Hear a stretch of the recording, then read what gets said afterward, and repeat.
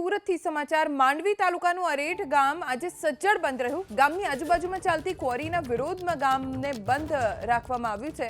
મોટી સંખ્યામાં ગ્રામજનો આજે માંડવી પ્રાંત અધિકારીને આવેદન આપી રજૂઆત કરશે। 15 દિવસમાં ક્વોરી બંધ નહીં થાય તો રસ્તા રોકો આંદોલન પણ કરવામાં આવશે। ઘણા લાંબા સમયથી અરેઠ ગામના લોકો ક્વોરી બંધ કરવા માટે માંગ કરી રહ્યા છે, પણ કોઈ પગલા હજી ભરવામાં નથી આવ્યા। અમારા સંવાદદાતા ઇન્દ્રમલ શાહ પાસેથી વધુ જાણકારી પ્રાપ્ત કરીશું।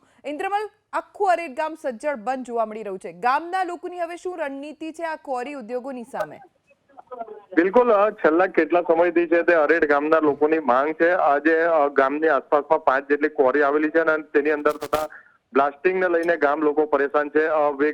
વેગન બ્લાસ્ટ છે તે હવે કરવામાં આવી રહ્યા છે। પહેલા 24 કલાક દરમિયાન એક બ્લાસ્ટ કરવામાં આવતો હતો, હવે દિવસ દરમિયાન 3 બ્લાસ્ટ કરવામાં આવે છે અને જેને લઈને પથ્થરો ઉડે છે, ઘરના પતરાઓ નળિયાઓ તૂટે છે, ઉપરાંત ઘરની અંદર દિવાલો પડે છે। ઉપરાંત જે ક્વોરી પરથી ટ્રકો નીકળે છે જે પથ્થરો ભરીને, અને તેને લઈને ધૂળની ડમરીઓથી પણ આ ગામ પરેશાન છે અને જેને લઈને ગામ લોકો પરેશાન છે। 3 દિવસ પહેલા પણ કહી શકાય કે તત્કાલીન ગ્રામ સભા બોલાવવામાં આવી હતી ગ્રામજનો દ્વારા, અને તેની અંદર પણ મીટિંગની અંદર પણ જે પદાધિકારીઓ છે, વહીવટદારો છે તે ઉપસ્થિત રહ્યા હતા।